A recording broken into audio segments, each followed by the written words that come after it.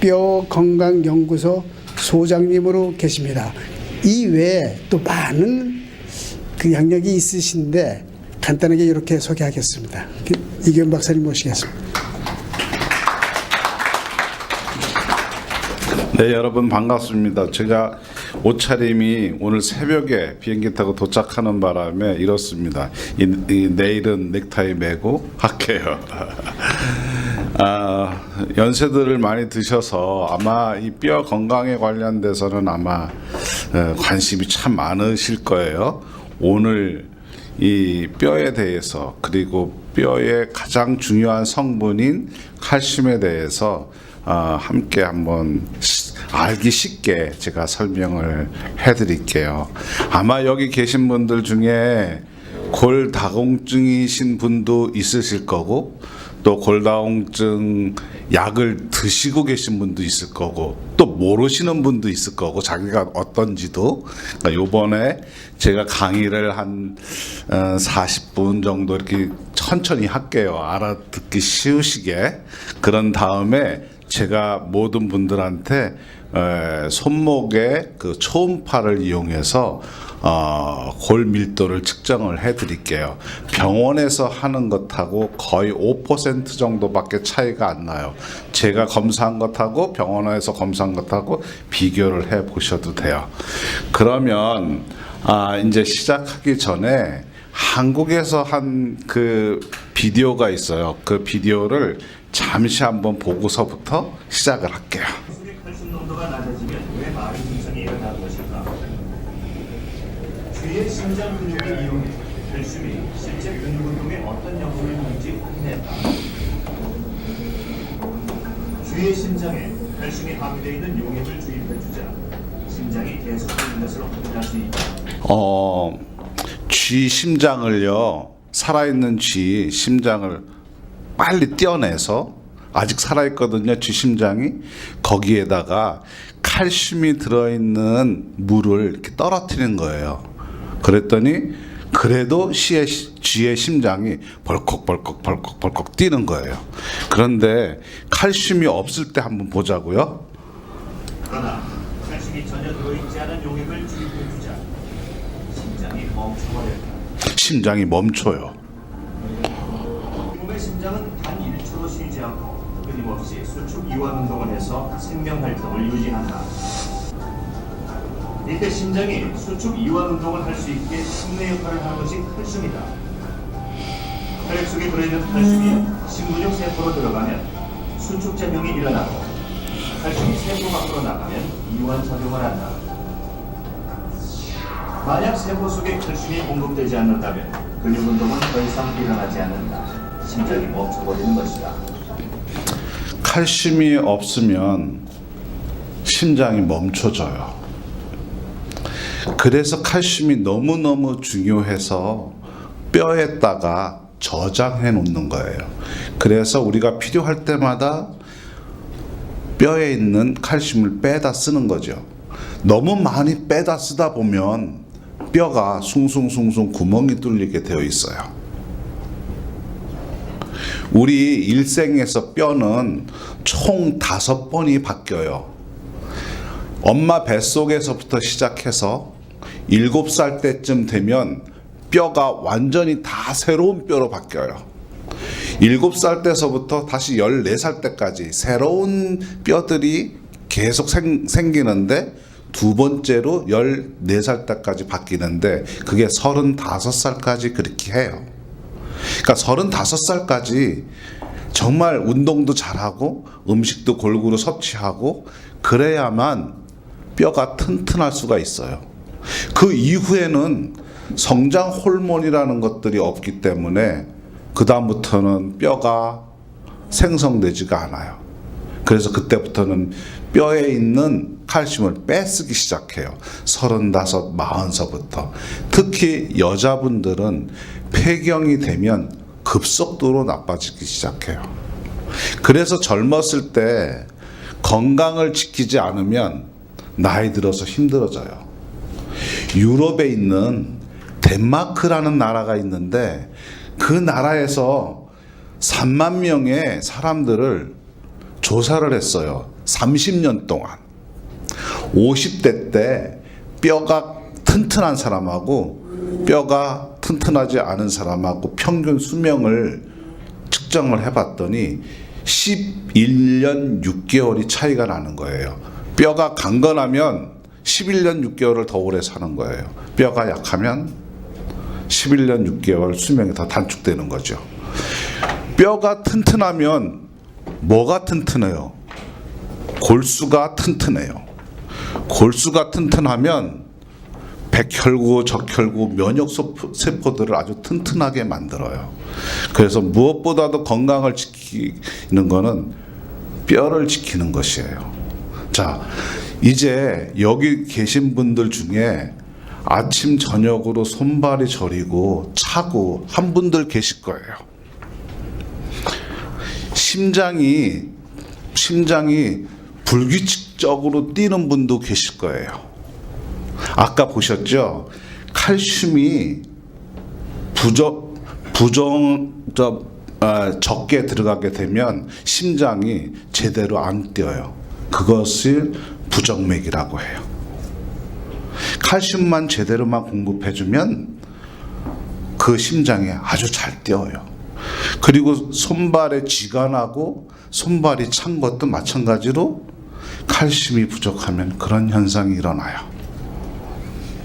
이제 제가 만들어 온 게 전부 영어로 되어 있어서 아마 보시기에 힘들겠지만 제가 알기 쉽게 설명을 해 드릴게요. 자, 아까 칼슘이 그 심장 근육 내로 쑥 들어가게 되면요, 심장이 이렇게 딱 수축을 해요.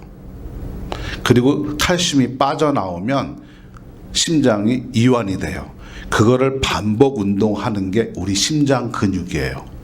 우리가 축구할 때, 공을 찰 때 우리가 힘을 주잖아요. 그때 힘 줄 때 칼슘이 확 들어가요.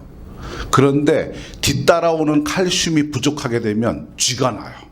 그래서 갑자기 수영할 때 쥐가 나는 원인 중에 하나가 칼슘이 제대로 공급이 원활하지 않기 때문에 쥐가 나는 거예요. 그러니까 너무 심한 운동을 할 때 쥐가 나죠. 그래서 이 그림은 그걸 보여주는 그림이에요. 그래서 우리 몸에 그런 심장 근육이나 이런 걸 움직이게 하기 위해서 매일같이 한 800mg의 칼슘이 필요한데요. 만약에 아침을 드시지 않았다. 그러면 오전 중에 우리가 움직일 때 심장 근육도 움직이고 손도 움직이고 발도 움직일 때 그때 필요한 칼슘을 어디서 뺐으냐면 뼈에서 뺐어요. 점심도 굶었다. 마찬가지로 뼈에서 뺐어요. 그런데 저녁에 실컷 먹었어요. 저녁에 실컷 먹어도 그대로 자면 아무 소용이 없어요. 이미 뼈에서 빠진 칼슘은 더 뼈로 들어가지를 않아요. 자, 우리가 아마 여기 있는 분들 대부분 식탁에 칼슘 보충제 있을 거예요. 아마 의사가 먹으라고도 하고 또 본인이 알아서 칼슘 보충제 사서 드시기도 해요. 그런데 그 칼슘 보충제 아무리 그렇게 먹었는데도 왜 골다공증이 올까요? 왜 골절이 일어날까요? 칼슘 보충제 아무리 먹어도 그 칼슘은 뼈에 들어가지가 않아요. 자, 왜 그러냐면 요거를 보고 설명을 해 드릴게요.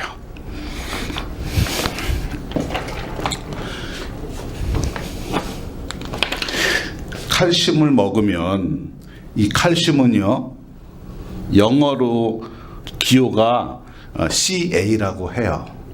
이 칼슘은 요 12지장에서 흡수가 돼요. 흡수가 되려면 바이타민 D가 있어야 돼요. 바이타민 D 없이는 절대 칼슘이 흡수가 안 돼요. 그래서 햇빛을 쬐어야 되는데 햇빛을 쬐는 일이 별로 없잖아요. 그래서 칼슘 보충제 안에 바이타민 D를 같이 플러스해서 회사들이 그렇게 만들어내요. 그러면 칼슘하고 바이타민 D를 같이 복용을 해요. 그러면 그 칼슘하고 바이타민 D가 요 십이지장에서 혈관으로 흡수가 돼요. 혈관으로 흡수가 될 때 어떤 형태의 칼슘이냐면 바이타민 D에 의해서 흡수된 이런 칼슘들은 전부 단백질하고 결합된 단백질형 칼슘이에요. 단백질하고 칼슘하고 붙어 있어요. 그런데 우리 몸에서 심장 근육을 움직이는 그 칼슘은 단백질형 칼슘이 아니라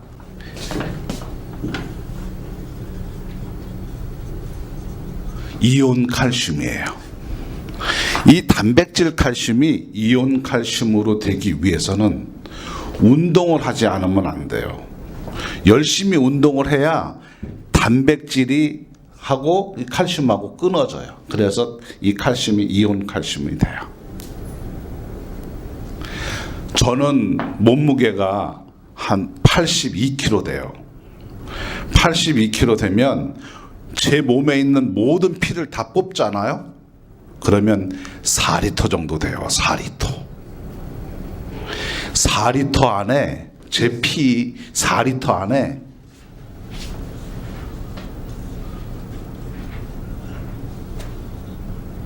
칼슘이 400mg 정도 들어있어요. 400mg 4리터 안에. 우리가 그 약국이나 헬스토어나 가게에서 사는 그 칼슘 타블렛이 500mg이나 1000mg이에요. 그 1000mg의 반도 안 돼요. 400mg이. 우리 몸 전체의 피 안에 들어있는 게. 그런데 그 중에서 이온 칼슘은 50%밖에 안 돼요. 200mg밖에 안 돼요. 그러니까 이 200mg이 이제 부족할 때 문제가 생기는 거예요. 이 200mg이 부족하게 되면 우리 목에 갑상선이라고 있어요. 이 갑상선이 우리 혈액 중에 칼슘이 부족하니까 갑상선에서 호르몬이 나와서 뼈 안에서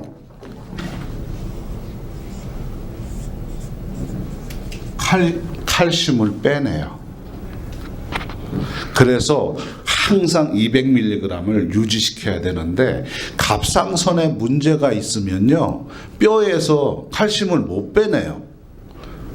그래서 갑상선 기능 저하증 있는 분들은 엄청 피곤해요. 그냥 뭐 누울 자리만 보이는 거죠. 그래서 병원에 가서 의사가 갑상선 호르몬제를 처방을 해요. 5mg, 10mg 이렇게요. 그러면 그걸 먹으면 뼈에서 칼슘이 빠져나와요. 그래서 그 조종을 하면 그때는 잠깐 낫죠. 그런데 조금 더 힘든 일을 하게 되면 또 바로 까부러져요. 피곤하고. 그게 그 작용을 혈액 중에 있는 칼슘을 잘 조절을 해주는 게 갑상선이에요. 그래서 여기서 갑상선에 문제 있는 분도 계실 거예요. 떼어낸 분도 계실 거고. 그래서 갑상선 그 호르몬제 드시는 분도 계실 거고. 그 호르몬제를 얼마나 많이 아니면 적게 드느냐에 따라서 칼슘이 얼마나 많이 나오고 적게 나오고 그래요. 이 칼슘이 들어감으로써 우리 몸에 이렇게 움직일 수가 있는 거예요. 피곤치 않게요. 갑상선 기능 저하증인 경우에는 제가 뼈를 측정을 해보면 뼈가 엄청 좋아요. 그러니까 은행에다가 돈을 많이 저장을 해놓고 잘 못 쓰는 거죠. 쓸 수 있는 돈이 많은데. 그래서 갑상선 기능 저하증이 그래요. 항진증은 그 반대죠. 그만큼 칼슘이 필요 없는데도 막 칼슘을 막 뺐어요. 그런데 젊었을 때는 그 갑상선 기능이 엄청 민감하게 잘 작동해요. 그런데 나이가 드시면 우리가 칼슘이 10이 필요하다 그러면요 요 갑상선 기능이 너는 10이 이제 필요할 게 아니라 11이나 12 필요할 거다 이래요. 그래서 10을 빼내는 게 아니라 11이나 12를 빼내요. 더 많이 빼내요. 더 많이 빼낼 때 문제가 생기는 게 있어요. 뼈에서 나온 그 칼슘은 혈중의 콜레스테롤하고 결합하는 성질이 있어요. 그래서 콜레스테롤하고 결합하면 동맥경화 아니면 석회화 이런 것들이 형성이 돼요. 그래서 골다공증에 걸린 분들은 그런 동맥경화나 혈압이나 이런 것들이 높게 나타나요. 그래서 이 칼슘이 얼마나 중요한지 얼마 전에 시애틀에 사는 그 러시아 사람이 왔었어요. 정말 뼈도 이렇게 좋고 보기에는요 40대 초반인데 그런데 측정을 해보니까 형편없이 나빴던 거예요. 왜 나빴을까 추정을 해보니까 13살 때부터 보드카를 그렇게 마셔댔대요. 가장 우리 몸에 나쁜 게 스트레스예요. 스트레스를 받으면 칼슘 소모나 바이타민 소모가 엄청 심하게 돼요. 그 다음에 술이요. 술, 담배, 그 다음에 카페인 이런 것들이 칼슘 소모를 많이 해요. 이 칼슘이 부족하면 이제 더 큰 일이 발생되는 게 있어요. 다른 것보다도 암 걸릴 확률이 높아진다는 거예요. 우리의 그 몸은 각각의 부분마다 수명이 있어요. 세포마다 수명이 다하면 죽게 되어 있어요. 그거를 죽게 만드는 단백질이 있는데 그걸 P53이라는 우리 세포 안에 단백질이라는 게 있는데 그게 칼슘이 부족하게 되면 그 단백질이 제 역할을 못해요. 그래서 유전자가 복제될 때 이게 돌연변이 돼도 그 단백질은 그 어떤 역할을 못하죠. 그게 칼슘이 부족할 때 그런 현상이 일어나요. 그래서 대부분 암 환자분들을 뼈 밀도를 측정을 해보면 뼈 밀도가 낮아요. 점점 낮아요. 그래서 암세포는 그 세포 자체가 여기 갑상선이 있고 부갑상선이 있는데 부갑상선 호르몬을 내게 해요. 그 부갑상선 호르몬은 뭐냐면 뼈에는 파골세포하고 조골세포가 있는데 그 파골세포를 이렇게 왕성하게 만들어요. 그래서 암 환자분들은 그런 부갑상선 호르몬 유사한 물질이 발생함으로써 뼈를 다 이렇게 칼슘을 다 빼내는 거죠. 그래서 대부분 서양 의사들은 암 걸리면 칼슘 보충제를 잘 먹으라고 그렇게 처방을 해요. 그런데 아무 소용이 없어요. 그렇게 해도. 그래서 의사들은 이런 얘기를 해요. 칼슘이 부족하면 골 흡수가 시작된다고. 자, 골 흡수라는 말은 뼈에서 칼슘이 이렇게 흡수가 된다는 것이 아니라 뼈에서 칼슘이 빠져나간다는 의미예요. 왜냐하면 심장이나 일반 대사를 더 중요하게 생각을 하는 거죠. 그래서 칼슘이 부족하면 골 흡수가 진행된다. 골 흡수라는 것은 뼈 밀도가 낮아진다. 그런 뜻이에요. 그래서 칼슘은 너무너무 중요해서 뼈의 형태로 뼈 안에다가 저장해 놓는 거예요. 젊었을 때. 나이 들어서 쓸 수 있도록. 우리가 연세가 들면 체온이 낮아져요. 체온이 낮아지는 것이 칼슘이 부족하기 때문에 체온이 낮아져요. 그래서 칼슘만 제대로만 보충해주면 체온이 올라가고 뜨뜻해져요.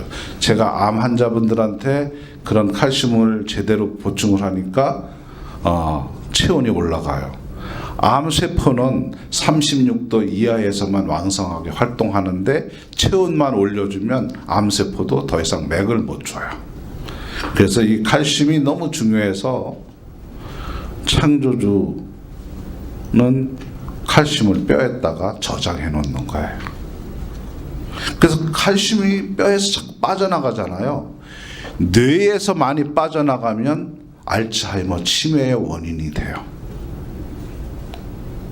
그리고 다른 부위에서 칼슘이 많이 빠져나가면 부분마다 캔서가 걸릴 확률이 높아지고 당뇨병이나 이런 질병이 걸릴 확률이 매우 높아져요. 아까 쥐 심장 보셨죠? 죽은 세포에다가 칼슘을 살짝 하나 칼슘 이온을 떨어뜨리면 40초 내에 이렇게 되살아나요. 죽은 세포도요.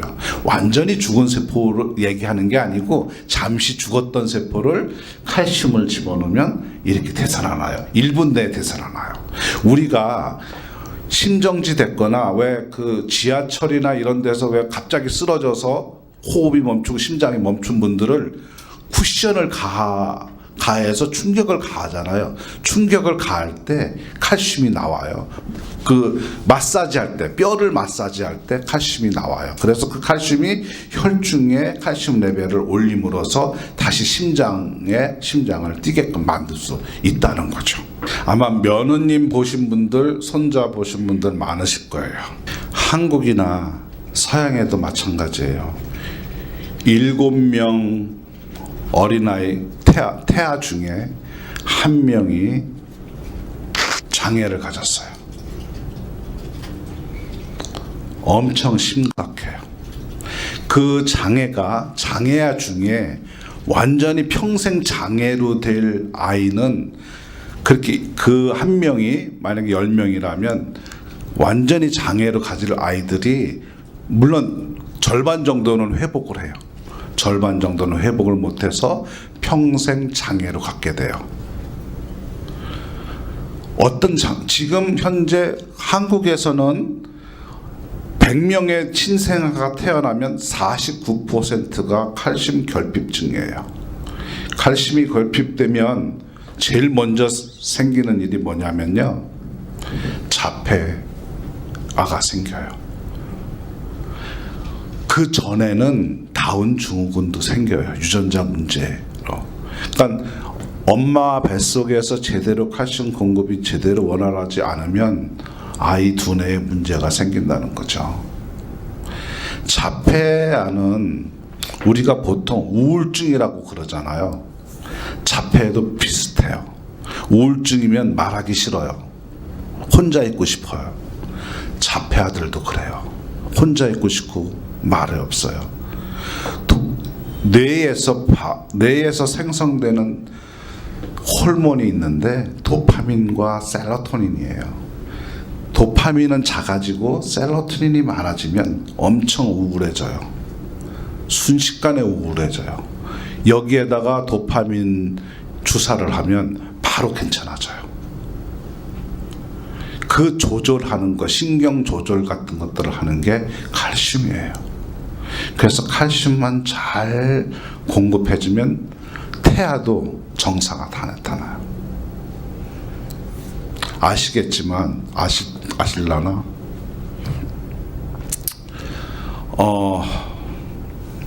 부부 이제 잠자리 하잖아요. 그러면 잠자리 하면 정자가 있어요. 정자가 난자를 찾아가요. 그러면 사람으로 친다면 눈봉사가 십리박 4km 밖에 있는 초가집에 찾아가는 거나 마찬가지예요. 정자가. 근데 정자를 둘러싸고 있는 정액이라고 있어요. 그 정액 내에 칼슘이 없으면 이 정자가 난자를 못 찾아가요. 칼슘에서 칼슘 웨이브를 일으켜요. 꼭 무슨 GPS 기능처럼. 그래서 난자가 어디 있다는 거를 정자 머리에 알려줘요. 그래서 정자가 거기를 쏜살같이 쫓아가는 거죠. 칼슘이 부족하면 수정이 안 돼요. 대한민국 국군들 중에 일병, 이병들을 조사를 해봤어요. 정액 조사를 해봤어요. 보통 남자들 한 번 사정하면 정자의 수가 15,000에서 1억 5천에서 2억 마리의 정자가 나와요. 그 한 5g 정도 되는 그 한 번 사정한 거예요. 그런데 지금 한국의 남자들은 3천에서 4천만 정도밖에 안 돼요. 그래서 어떻게 해요? 시험관하기예요. 남자의 정액을 몇 번 사정하게 해서 여러 번 한꺼번에 뭉쳐가지고 와이프 난자 넣고 해서 수정을 시키는 게 시험관 아기예요. 그래서 시험관 아기들은 보면 대부분 두 쌍둥이, 세 쌍둥이 나와요. 한꺼번에 많이 이렇게 하니까. 그로 인해서 그런 칼슘 부족으로 인해서 그런 일들이 이렇게 엄청 많이 나타나요. 아주 심각해요. 예전에는 제가 나이 드신 분, 폐경되신 분들한테 골밀도를 측정해 드렸어요. 그런데 지금은 아가씨들한테도 해줘요. 아가씨들이 다이어트 한다고 음식도 막 굶고 조절하고 불균형한 식사들을 많이 해요. 뼈 밀도를 측정해 보니 형편없어요. 물론 건강한 아가씨들도 있어요. 그래서 제가 얘기가 허리 둘레 1인치는 키운 다음에 결혼하라고 그래요. 많이 먹고 몸매 걱정할 게 아니라 태어나는 아기 걱정하라고. 건강한 아이 얻으려면 건강한 몸이어야 된다는 거 잘 아시잖아요. 그런 거 너무 잘 아시잖아요. 아기가 디페트 있는 장애 가진 아이가 가족에 하나 있다면 얼마나 불행해요. 힘들고. 그러니까 그 전에 혹시 또 매너님들을 그 아기 가질 예정이라면 정말 꼭 잘 먹고 이것저것 정치더라도 그래야 이제 아기를 갖게 되면 태아가 뼈부터 만들어지잖아요. 그 다음에 두뇌 만들어지잖아요. 두뇌 만들어질 때 잘못 만들어지면 안 되잖아요. 그러니까 정말 우리가 젊었을 땐 잘 몰랐지만 다들 그렇게 사는가 보다 하지만 지금은 이제 과학이 발달됐으니까 무엇 때문에 그런 장애아들이 많이 나타나고 그런지는 이제 알잖아요. 이제 그런 아니까 그런 것들을 이제 조심해야죠. 뼈는 제 몸에 있는 살을 다 도려낸다면 제 몸에 있는 모든 살을 다 도려낸다면 뼈예요. 그렇죠? 제 80kg의 제 뼈는 아마 15kg 정도 돼요.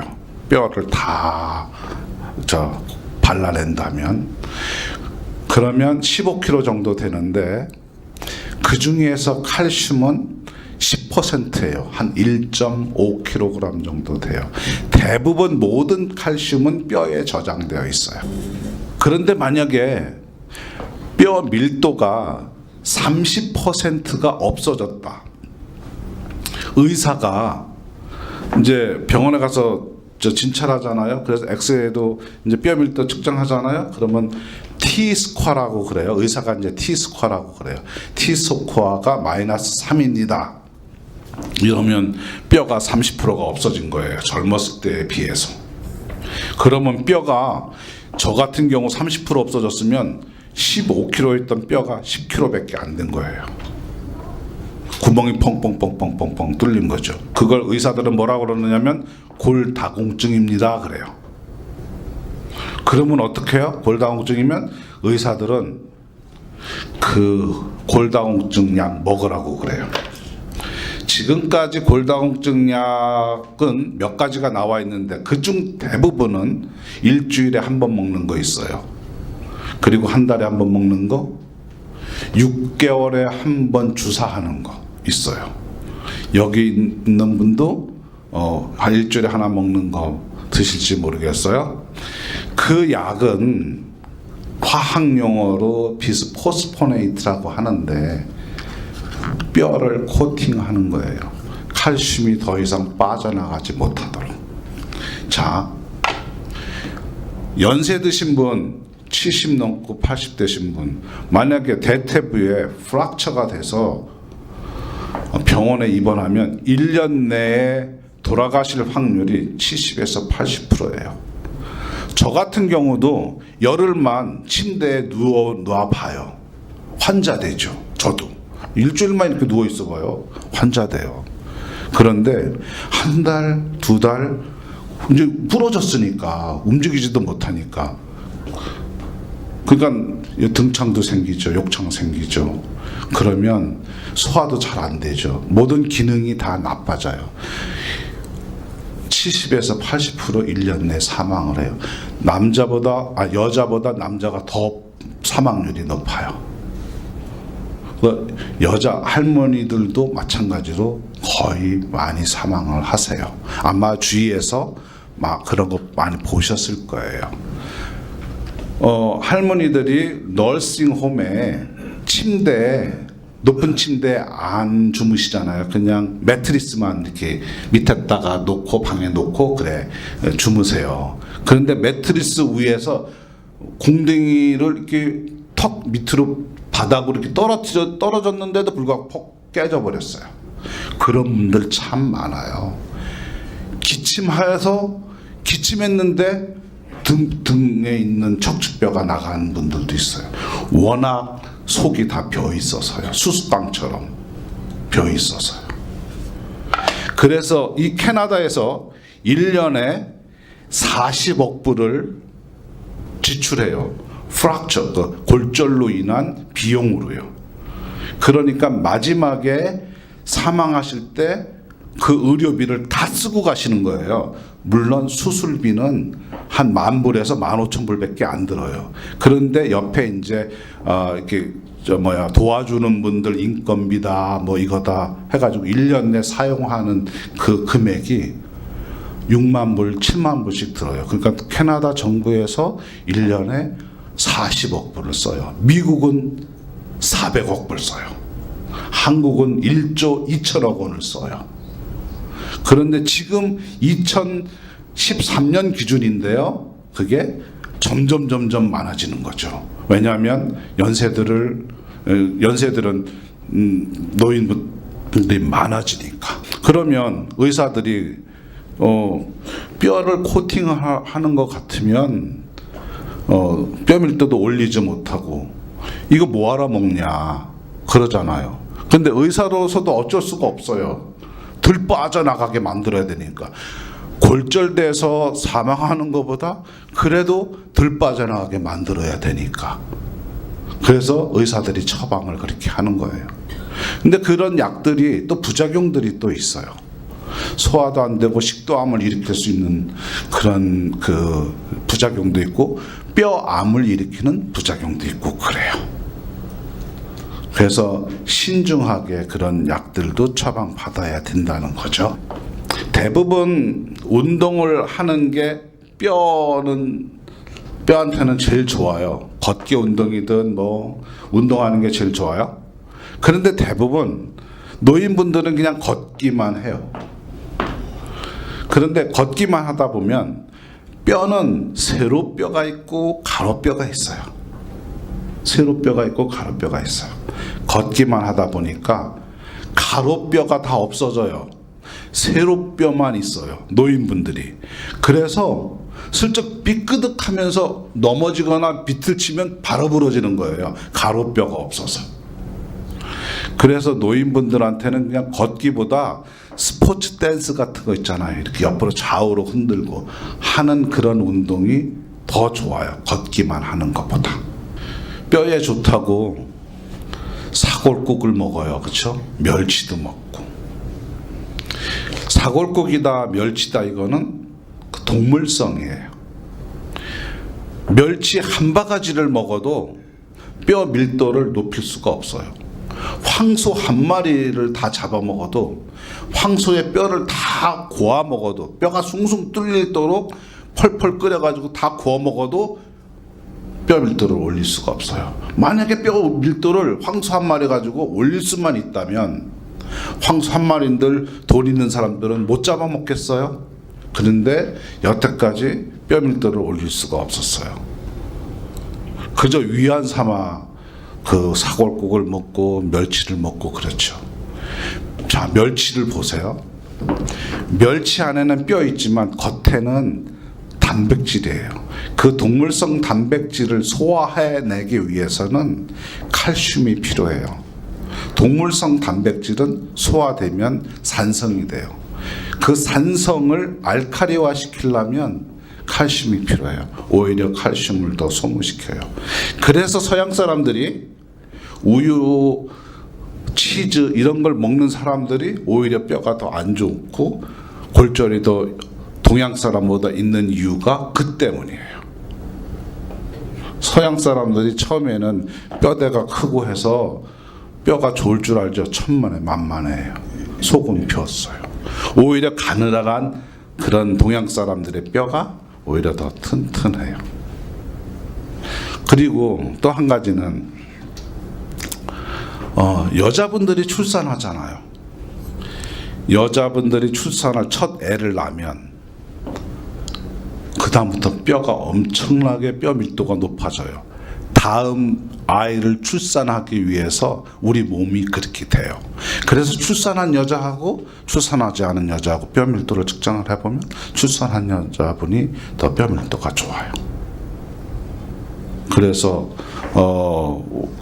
우리 몸이 이렇게 뭐랄까 혼인한 사람하고 결혼하지 않고 그냥 혼자 사는 분하고 이렇게 비교를 해보면 뼈 밀도가 많이 차이가 나요. 요번은 이제 관절 얘기를 조금 해드릴게요. 아마 여기 계신 분들 관절이 안 좋으신 분들 있을 거예요. 그리고 퇴행성 관절염 걸리신 분도 있을 거고, 루마토이드 관절염 걸리신 분도 있을 거고, 루마티즘 걸린 분도 있을 거고. 연골에서 칼슘이 빠져나가면요, 연골에서 칼슘이 이렇게 빠져나가면 연골이 딱딱해져요. 그래서 부스러져요. 무너져요. 그런데 연골에는 혈관이 없어요. 그래서 연골은 재생이 안 돼서 마지막 방법은 타이타늄 볼을 여기다 끼는 수밖에 없어요. 그래서 제가 이 연구도 계속 했는데 이제 연골 안에 칼슘을 넣을 수 있는 방법을 알아냈어요. 그래서 연골에 또 연골이 다시 재생이 되죠. 그러니까 대부분 아마 50, 60 빠르면 40에도 관절이 안 좋은 분들이 있어요. 칼슘하고 관련된 질환은요 150여 가지 정도 돼요. 암서부터 시작해서 관련 안 되어 있는 게 거의 없어요. 그래서 그 중에서 가장 그래도 눈에 띄는 것이 골다공증이라는 거죠. 복잡한 거는 그냥 지나갈게요.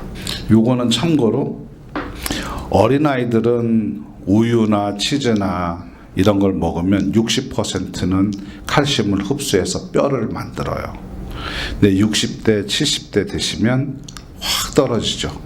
10%, 5% 이렇게 떨어져요. 10%, 5%가 흡수가 되기만 한다면, 뼈로만 들어간다면 그래도 괜찮죠. 그런데 어린아이들은 뼈로 들어가는데 연세가 들면, 나이가 들면 뼈로 들어가지 않는 게, 그래서 신생아들이 48%였네요. 48%가 칼슘 결핍으로 인해서 신체 발육, 미수가, 조사나 그 다음에 자폐, 간질, ADHD, 막 집중력 안 되는 아이들 있잖아요. 부산한 아이들, 이런 질병들이 걸리게 되죠. 이제 뼈에서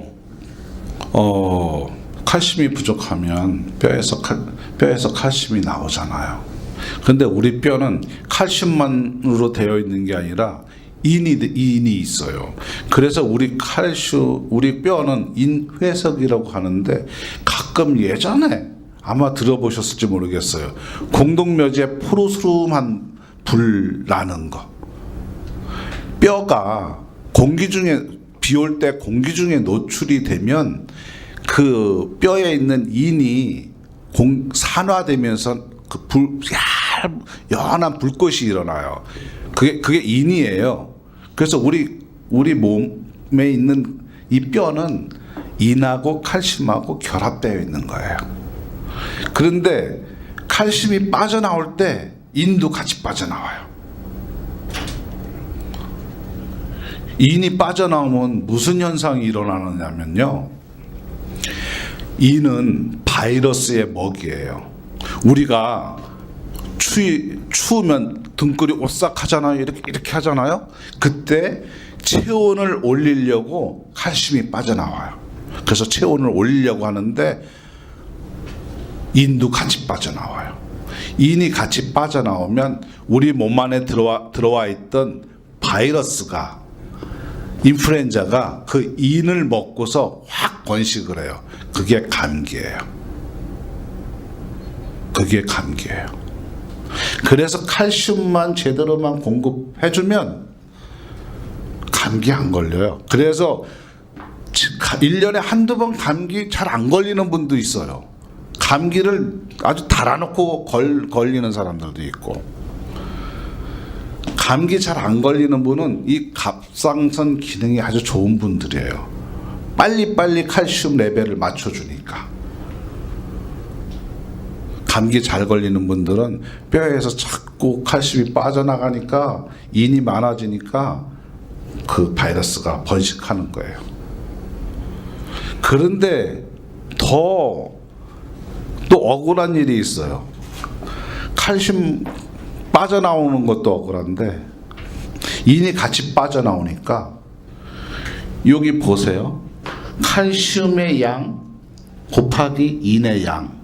그러니까 혈액 중에 칼슘의 양과 인의 양이 100cc의 혈액량에 60mg이 넘게 되면 이게 칼시피케이션이나 석회화가 돼요. 우리 몸에서 석회화를 만들어요.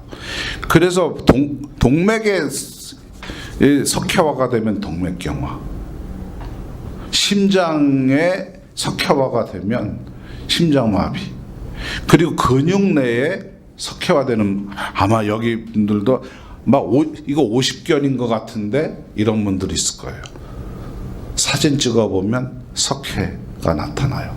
그건 눈꺼풀에도 석회가 나타날 수 있고 콩팥에 어디건 다 나타날 수가 있어요. 골다공증 걸리면서 칼슘이 빠져나오면서 인도 같이 빠져나오니까 그런 현상이 일어나는 거예요.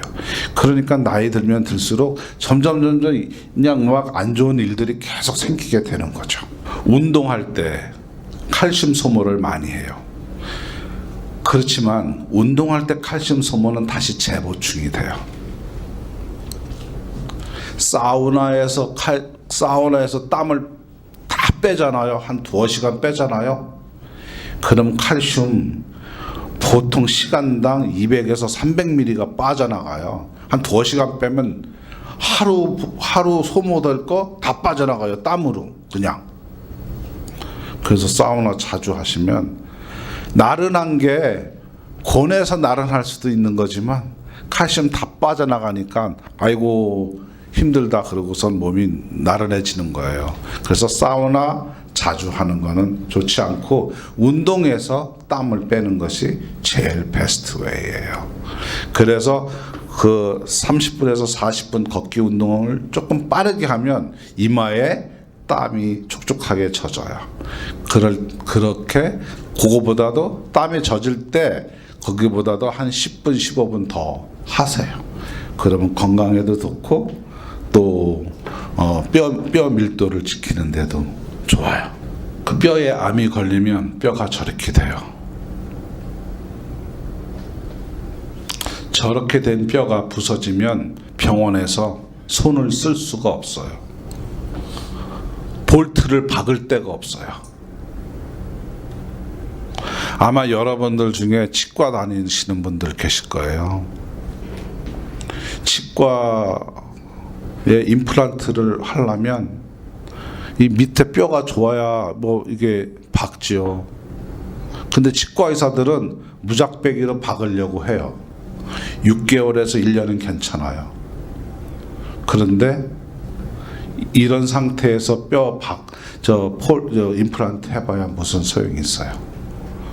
뼈 밀도를 올리지 않으면 틀리하는 것만 못해요.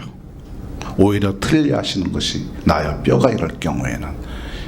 지금은 여자분들 3명 중에 1명은 골다공증이에요. 남자분들 5명 중에 1명은 골다공증이에요. 점점 이제 높아져요. 이거는 캐나다 통계예요. 3명 중에 1명은 프랙처가 되잖아요. 골절이 되잖아요. 3명 중에 1명은 1년 내에 사망을 해요. 1년 내에 다시 골절이 돼요. 그리고 5년 내에 2명 중에 1명은 아주 심각한 골절이 돼요. 캐나다는 3만 명, 1년에 3만 명 프랙처가 돼요. 미국은 200만 명이 된다네요. 앞으로 점점 이걸로 인한 그 국가의 비용은 점점 늘어날 전망이고요. 남자들은 만약에 엉덩이 뼈가 부러졌을 경우에 37%, 여자분들은 28% 다음에 사망할 확률이 있어요. 그러니까 여자분들이 좀 적죠, 남자분들보다. 자, 골다공증 치료제들이 여러 가지가 있는데요. 아까 설명해 드린 게 그 비스포스포네이트라는 거예요. 파골세포를 이렇게 꼼짝 못하게 만들어서 칼슘을 더 이상 못 빠져나가게 만드는 거죠. 그 다음에 호르몬제는 에스트로겐 호르몬제가 있고 갑상선 호르몬제가 있어요. 정말 기껏해야 10년에 13% 증가한다고 그래요. 그러면 30% 뼈가 없어졌으면 13% 해봐야 28%, 27%밖에 그 정도로만 낮춰진 거예요. 그러니까 별로 소용이 없는 거. 다 이런 논문 자료들이 다 그걸 뒷받침을 해요. 골밀도 측정은 몇 가지 방법이 있어요. 아마 병원에서 하는 것은 엑스레이 가지고 해요. 그리고 발목에다가 아마 해보신 분들도 있을 거예요. 발목은 사실은 참 부정확해요. 왜냐하면 몸무게가 다 발에 쏠려 있어요. 그래서 발목 쪽은 뼈가 다른 허리뼈나 이런 데 비해서 높아요. 그래서 조금 무의미하죠. 그리고 한 번 이렇게 초음파로 한 번 쏘아서 측정을 하기 때문에 좋을 수도 있고 바로 이렇게 한 번 더 이렇게 할 때 편차가 심해요. 제가 측정을 해드릴 것은 왼손 팔목에다가 해요. 여러 번 측정해서 평균 값을 낼 거예요. 그러면 병원의 거하고 거의 차이가 없어요. 차이가 나도 5% 이내에서 차이가 나요. 단 크게 차이 나는 분들이 있어요. 뒤죽박죽으로 온몸이 막 틀린 부분 그런 분들이 있어요. 여기 틀리고 저기 틀리고. 그런 분은 제가 양쪽을 재줘요. 오른쪽도 재주고 왼쪽도 재주고. 자, 제가 재려고 하는 게 이스라엘 그 기계예요. 의료기기를 전문적으로 만드는 기계인데 FDA하고 헬스 캐나다 인증받은 기계라 믿으셔도 될 겁니다. 저기 보시면 그린 존에 있는 거는 정상치예요. 옐로우 존에 있는 거는 골 부족증이에요. 그리고 레드 존에 있는 거는 골다공증인데 25%의 뼈가 없어졌을 때 골다공증으로 병원에서 의사들이 진단을 해요. 이분 비디오 잠깐 보여드릴게요. 아침마당에서 나왔어요. 아마 한국의 홀트 아동복지라고 아실 거예요. 그분인데 다발성 골수암에 걸리셨어요. 그래서 항암 치료 안 되다가 저한테 오셔서 치료를 받으셨는데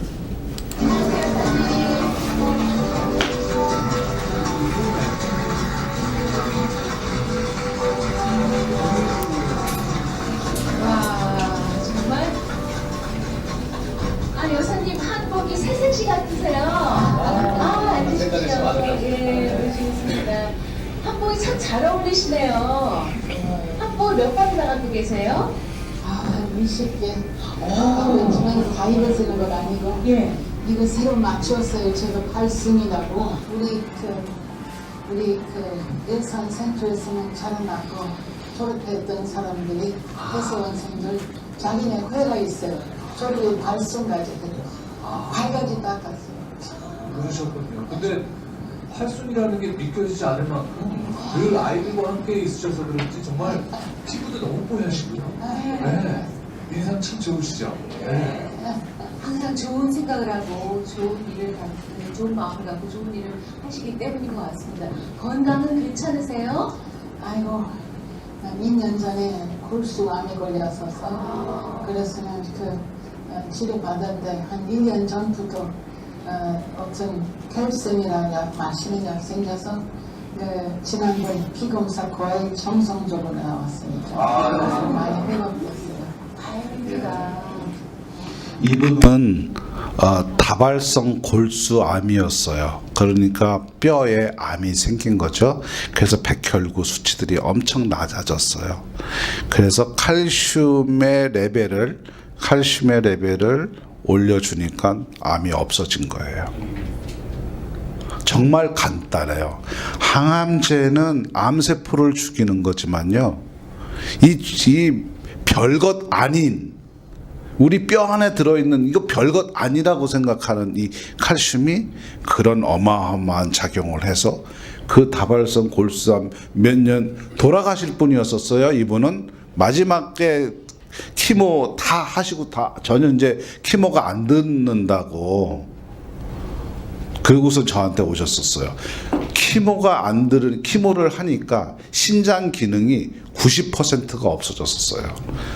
신장 기능이 10%만 있으면 콩팥이요, 심장 아니고 신장 기능이 10%밖에 없으면 신장 이식을 해야 돼요. 피를 못 걸러주니까. 그런데 칼슘 레벨을 올려주니까 신장 기능도 정상이 되고요. 골밀도 엄청 낮았었어요. 이분은 골수암이니까. 칼슘 레벨을 올려주니까 골밀도도 정상, 신장도 정상, 지금은 정상이에요. 그래서 이분은 지금 일산 홀트 아동복지에 지금 82이세요. 80에 걸리셨어요. 79에 암이 걸리셨었어요. 그리고선 힘들어서 안 되다가 칼슘을 저한테 처방받고 그러고서 나으셨어요. 그러니까 작년에 여름에 밴쿠버에 오셨었어요. 그래서 이렇게 별것도 아닌 칼슘 다 알잖아요. 그렇지만 그 칼슘이 우리 몸에서 어떤 역할을 하는지만 알면 왜 이렇게 중요한지를 알면 소홀히 할 수가 없죠. 다 끝났고요. 혹시 질문 사항 있으면 질문 받고 그 다음부터 연세 드신 분, 힘드신 분부터 먼저 뼈 밀도를 측정해 드릴게요. 일반 시중의 슈퍼리멘트 칼슘하고 이 박사님이 개발하신 칼슘의 어떤 차이점을 말씀해 주세요. 차이점이요. 중요한 거 질문하셨네. 제가 설명을 안 드렸는데. 제가 개발한 게 일반적인 칼슘은 화학적으로 완전 결합을 하고 있어요. 일반 여기 이런 벽에 칠한 게 탄산 칼슘이라고 그래요. 석회석을 갈아가지고 페인트로 칠해서 만든 거. 탄산 칼슘. 우리 런던 드럭이나 이런 데서 판매하는 거, 코스트코에서 판매하는 거 탄산 칼슘이 대부분이에요. 그 다음에 젖산 칼슘이라는 것도 있고 구연산 칼슘이라는 것도 있고 별의별 게 다 있어요. 그런데 그런 칼슘들은 바이타민 D가 있어야만 혈중으로 흡수가 돼요. 5%든 10%든. 그런데 혈중으로 흡수가 된다 하더라도 뼈로는 안 들어가요. 그래서 제약사들이 또 그런 걸 제조하는 회사들이 우리는 흡수율이 좋다, 엄청 좋다 이렇게 얘기를 하는 것은 그냥 혈액 안으로 들어가는 것까지만 얘기하는 거예요. 뼈로는 들어가는 걸 얘기하는 거 아니에요. 만약에 그게 뼈까지 들어간다 그러면 뼈 나빠질 분 아무도 없어요. 그리고 골다공증 걸릴 분 아무도 없어요. 5%가 들어가든 10%가 들어가든 계속 먹어주면 되니까요. 그럼 뼈로 다 집어넣어주면 골다공증 걸릴 이유가 없죠. 근데 그거는 뼈로 안 들어가요. 근데 제가 개발한 이 그 칼슘은 뼈로 들어가요. 뼈로 들어가서 제가 아까 얘기했잖아요. 제가 만약에 뼈가 15kg인데 30% 마이너스 3이라면 30%가 뼈가 빠졌다고 생각을 해봐요. 그럼 5kg가 뼈가 없어진 거예요. 속에 있는 5kg가. 그런데 제가 개발한 거를 먹으면 한 6개월 정도면 뼈가 다 채워져요. 자, 제가 하나 보여드릴게요. 이거 제 이빨뼈예요. 여기 있는 뼈. 10개월 전에 뼈를 충치가 생겨가지고 뺐어요. 왼쪽 아래쪽에 이제 임플란트 해야 되죠. 저기 보세요. 이만큼 파졌어요. 그죠? 이만큼 파졌어요. 요 위에 거를 보면 원래는 이렇게 동그래야 되는데 다 없어졌어요. 이 턱뼈가 이렇게 푹 파여 있는 거예요. 그러면 여기 의사들이나 한국 의사들이나 세계 어느 덴티스트들이 간에 뼈 이식해야 된다고 그래요. 그래서 뼈 가루를 뼈 은행에서 사와서 여기다가 심어요. 그래서 1년 정도 내둬야 이게 거기서 자라죠. 자라면 그 부위에만 자라요. 다른 데는 또 다 마찬가지로 뼈 밀도가 약해요. 그런데 제가 밴쿠버 저 치과 의사한테 나 그 뼈 이식 안 하고 그냥 내 방식대로 하겠다고 그랬어요. 그리고선 내 방식대로 한 다음에 다시 10개월 후에 사진을 찍었어요. 평평하게 됐죠. 평평하게 됐죠. 그죠? 파였던 게 평평하게 됐고 요 위가 볼록하게 올라왔죠. 턱뼈가 이렇게 볼록하게 올라온 거예요. 이제 임플란트 하는데 지장이 없는 거예요. 어떤 약이라도 이렇게 할 수가 없어요. 지금 현재 나와 있는 약들 중에 뼈를 이렇게 다시 재생시키는 일은 없어요. 한국의 인사돌이라고 있죠. 한국의 이가탄이라는 거 있죠. 10년, 20년을 먹어봐요. 뼈가 이렇게 되나. 그렇죠. 그래서 확실하게 제가 개발한 칼슘은 뼈로 들어간다. 그래서 그걸 동물 쥐 실험을 했어요. 그리고 이제 요번 달부터는 생쥐에다가 암 실험을 해요. 이제 생쥐를 암을 걸리게 해서 칼슘을 먹여서 암이 낫는지 안 낫는지 그런 실험들을 해요. 그래서 그런 실험들을 하는 거 이런저런 것 하는 거를 여기 페더럴 가버먼트에서 이렇게 서포트를 해요. 저한테 2년 전서부터. 사이드 에펙트는 없어요? 그것도 좋은 질문 하셨어요. 이 칼슘은 5mg만 먹어요. 5mg. 일반적으로 칼슘 500mg, 1000mg 먹잖아요. 이건 5mg만 먹어요. 그러면 5mg만 먹잖아요. 제가 200mg이 아연 칼슘이라고 그랬잖아요. 혈중에. 그러면 이 200mg이 203이나 202가 돼요. 5mg이 다 들어가지는 못해요. 202나 203이 되면 여기 호르몬이 바로 작동을 해요. 칼슘이 들어왔구나. 빨리 뼈로 집어넣어야겠네 이래요. 그래서 이게 바로 뼈로 들어가요. 그래서 제가 한 2,500명 이상 뼈 검사를 밴쿠버에서 했어요. 그리고 임상도 했고 최대한으로 3개월이면 정상되는 분도 있고 6개월에 정상되는 분이 있어요. 그런데 골다공증 치료제를 먹으면 뼈 밀도가 안 올라가요. 그러니까 스탑해야 돼요. 왜냐하면 뼈를 코팅했으니까 여기를 코팅해 버리니까 들고 날고 할 수가 없는 거예요. 칼슘이. 그래서 그 골다공증 치료제는 끊어야 돼요. 끊으면 바로 끊기는 게 아니에요. 여기 쌓여있던 골다공증 치료제가 3개월에서 길면 6개월까지 가요. 그래서 의사들이, 치과 의사들이 임플란트 하기 전에 골다공증 치료제 복용하는지 묻잖아요. 그죠? 왜냐하면 그 치료제를 먹으면서 저 치과 충치를 발치한다든가 할 때는 뼈 괴사가 일어나요.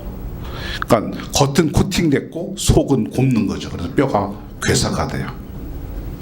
그런 일들 많아요. 그래서 잠시는 몰라요. 임플란트 한 다음에 잠시는 몰라요. 그게 2, 3년 후에 괴사되면 그때 알아요. 그때는 정말 큰 일이죠. 이 뼈를 다 드러내야 되니까. 근데 비타민 D3와 같이 복용을 해야 됩니다. 아니요. 이거는 그냥 그럴 필요도 없어요. 이것만 공복에 드시면 돼요. 그런데 임상 실험은 다 끝났습니다. 예. 그러면 FDA도 일단은 캐나다 정부에는 서플리멘트로 등록이 되어 있고요. 지금 치료제로 임상 중에 있어요. 서플리멘트로서 드시는 데는 전혀 의사 처방이 안 된대. 의사 처방 필요 없어요. 그러면 혜택이. 네? 봄 있는 사람은 혜택이. 아, 네, 그렇죠. 이제 치료제로서 이제 등록이 되면 다 이제 혜택이 있겠죠. 아마 지금 각 나라, 일본도 그렇고 한국도 그렇고요. 노인분들의 그 골다공증 문제로 해서 의료비가 많이 지출되기 때문에 아마 조만간 되지 않을까 싶어요. 근데 3개월에서 6개월이라고 하셨죠? 네. 근데 T-2.5 이하일 때 하고 2.5 이상일 때 하고 그 차이가 있는 걸 인정하신 일이 있으십니까? 그거의 차이는 제가 수백 명 했지만 차이 없어요. 어디에 디펜션 하냐면 식사량하고 운동량이에요. 네. 식사량과 운동량이 좋으면 확 올라가요. 3개월만 해도 마이너스 3, 4 관계없이 확 올라가요. 그런데 식사량이나 운동량이 부족한 사람은 천천히 올라가요. 그러면 마이너스 3인분은 정상되려면 1년 걸려요. 그런 분들은. 사람에 따라서 달라요. 음식 섭취하는 거에 따라서 달라요. 그럼 일반 칼슘을 먹었을 때와 지금 이화산 개발한 그 칼슘 먹었을 때의 그 차이점이라는 때가 들었는데 음식에서도 차이가 납니까? 음식은 동물성보다 식물성이 좋아요. 동물성을 먹게 되면 몸을 산성으로 만들어서 칼슘 소모가 많아요. 그러니까 칼슘이 많이 들어있는 콩이나 시금치나 이런 거를 식물성에서 찾는 것이 좋아요. 시금치는 꼭 삶아서 드세요. 이 서양 사람들은 서양 레스토랑에 가면 시금치를 그냥 날걸로 그냥 다 주대요. 날거 절대 드시지 마세요. 날 시금치는 그 우리 몸에서 칼슘하고 결합하는 물질을 생성을 해요. 그래서 절대 그 시금치는 삶아서 드시면 좋아요. 서양 그 레스토랑의 샐러드는 생 거를 그냥 주대요. 또 하나 있습니다. 이 박사님이 개발한 그 칼슘하고 어떤 음식하고의 어떤 그 없어요. 삼각되는 뭐 아무 상관없어요. 그리고 혹시 혈압약이나 당뇨약이나 이런 거 드시는 분 칼슘 이거 드시면서 체크해 보면 반으로 줄일 수가 있어요. 그래서 당뇨 걸린 분도 나으시고. 근데 단 칼슘을 설치할 때 철분하고 같이 먹지 말라는 말이 있었거든요. 좀 전에. 네. 우리 이 개발한 칼슘은 공복에 드시도록 추천을 해요. 공복에. 예, 다른 약이나 다른 비타민이나 뭐 이런 것들은 얼마든지 다 드셔도 돼요. 그거는 식사 중에 드시는 게 좋아요. 다른 것들은. 근데 이거는 공복에 드시게, 아니면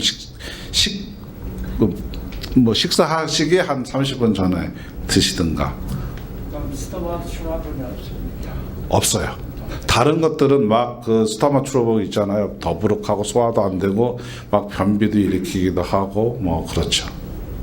콜레스테롤 약 같은 거 같이 먹어도 됩니까? 콜레스테롤 아마 캐나다 의사는 리피톨이라는 거 처방할 텐데요. 근육 무력증 생기게 돼요. 이 칼슘 먹으면 콜레스테롤이 뚝 떨어져요. 그럼 액션 중에서 콜레스테롤 저하제하고 같이 복용해도 전혀 관계가 없는데 그거 안 드셔도 된다는 얘기예요. 그리고 LDL은 낮추고 HDL은 높여요. 그 동물 실험에서 다 나타났어요. 동물실 인체 실험. 인체는 제가 직접 했어요. 했는데 결과는 저는 리피톨 같은 거 안 먹어요. 제가 한 말씀 드릴게요. 예. 저는 그 서재원 본에서 박사님이 약을 공고받았습니다. 네네. 너무나도 감사하고요. 네. 감사 인사를 드리고요. 그래서 제가 12월 14일부터 이 약을 복용하게 됐습니다. 제가 그 8년 전에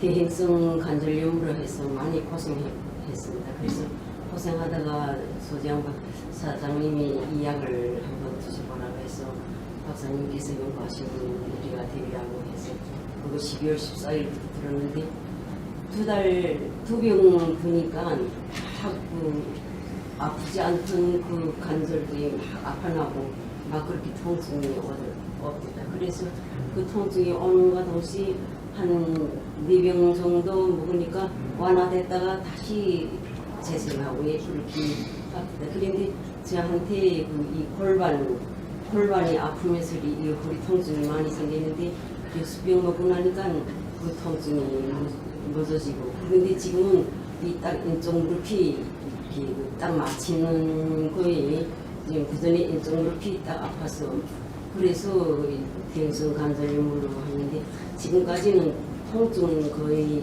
좀 없어졌는데 아직까지도 마치고 걸을 때 그 마치는 증상이 나타나고요. 그리고 머리 아프던 것이 아침에 일어나면 머리 아프던 것이 그게 머리 아픈 게 좀 없어지고 이런 증상이 나타납니다. 그래서 지금 7병째 먹는데 아직까지 더 먹어야 되는지 그리고 더 드셔야 돼요. 더 드셔야 제가 설명을 해드릴게요. 네. 사람마다 달라요. 제가 뉴욕에 갔었었는데 어느 장로님이 제가 뉴욕에 있었는데 업스테이트 뉴욕에 한 3시간 거리에서 그 내외가 왔더라고요. 장로님하고 그 부인이 같이 내려왔어요. 그 비가 오는데 내려왔는데 뭐라 그러냐면 여태까지 설거지 밥을 남자인 장로님이 다 했대요. 그런데 그 리카트리라는 거 먹고 싹 나았은 거예요. 관절이. 30년을 미용사를 했던 분의 남편이 밤마다 하는 일은 뭐냐면 약국에서 사서 파스 가위로 잘라가지고 마디마디 붙여주는 게 그 양반 일이었었어요. 리카틴 일주일 먹고 그 일을 해서 해방됐다고 그러더라고요. 수없는 그런 어떤 분은 무릎과 무릎을 부딪히며 잠에서 깬대요. 아파가지고. 퇴행성 관절염인데 그래서 벽에를 항상 여기다 끼고 자는데요. 자다가 벽에가 바깥으로 튀어나가면 깜짝 놀라가지고 다시 또 이렇게 벽에를 다시 끼고 자고 보름 만에 아침에 일어났는데 벽에가 저기 가 있었다는 거예요. 지금 그게 오래됐고 그랬기 때문에 아픈 거는요 보통 통풍 걸린 분들이 그래요. 요산의 결정체가 떨어져 나오면서 통증을 더 많이 느껴요. 한 3, 4일간 더 많이 느껴요. 얼마나 아픈지. 예, 그거는 명현 반응 호전 시에 나타나는 현상이에요. 왜냐하면 그 조각난 것들이 다시 뭉쳐질 때 찌르는 거예요. 저 신경들을. 그래서 그래요. 협착증 같은 거는 협착증은 골 밀도가 낮으면 몸무게에 의해서 이렇게 눌려지면서 협착되는 거예요. 그거를 압박골절이라고 그래요. 압박골절. 골 밀도를 올리면 그 협착증이 해소돼요. 없어져요. 저 약은 먹어야 되겠다. 지금은 그 어머니 그 지금 병세는 종합병원이거든요. 그러니까 무릎서부터 뭐 협착증, 골 밀도도 낮고. 협착증은 제가 아닌데요. 다른 분이 예. 그러니까 골 밀도가 낮으면 이렇게 협착이 돼요. 그래서 골 밀도를 올리면 다시 이게 늘어나니까 뭐 빠른 분들은 뭐 5일에서 열흘이면 그 약을 먹어서요? 예, 괜찮아지세요. 그런 것들은. 네. 또 다른 분. 예. 여기 제품 설명서에 보면은 뭐 치골이나 아니면 관절이나 이런 데 쓰는 용도가 다 다르게 되어 있는데 예. 이걸 어떤 목적으로 한 가지 약을 먹게 되면 다른 데는 전혀 작용을 안 하는 겁니까? 작용해요. 마라셀이라는 거는 암 환자분들이 드시는 건데 암 환자분들은 시간과의 싸움이잖아요. 시간을 얼마만큼 빨리 단축시켜서 회복시키느냐. 그래서 농도를 액티비티를 엄청 높게 했어요. 그분들은 뼈도 좋아져야 되고 다른 세포들의 칼슘 레벨도 높여줘야 되기 때문에 그 아주 강력하게 만든 거예요. 그러니까 그건 암 세포도 없어지고 뼈도 좋아지고 그러는 거죠. 저 같은 경우는 척추에 협착증도 좀 있고요. 그다음에 이 치골도 굉장히 약한 편인데 이런 경우에는 이 관절 좋아지는 니카티를 먹어야 되는 겁니다. 메가백만 드셔도 충분해요. 그 멸치도 못 씹던 분 40대 젊은 양반이 있었는데 멸치도 못 씹어요. 이빨이 탁탁 떨어져 나가서. 그래서 삶은 것만 먹는 그 젊은 친구가 있더라고요. 술상무 했대요. 술상무. 부동산에 술상무 했대요. 그러니까 몸이 완전히 등치는 이런데 아주 형편없이 나쁜데 그 메가백만 먹고 막 이제 오징어도 요즘은 씻고 다닌다고 그래요. 이제 제가 저 셋업을 할 동안에 잠깐만 그 휴식하시고 계세요. 저 셋업 한 다음에 제가 이제 뼈밀도 측정해드리고 또 더 궁금한 거 있으면 그 뼈밀도 측정해드릴 때 저한테 문의하시면 그때 말씀드릴게요. 감사합니다.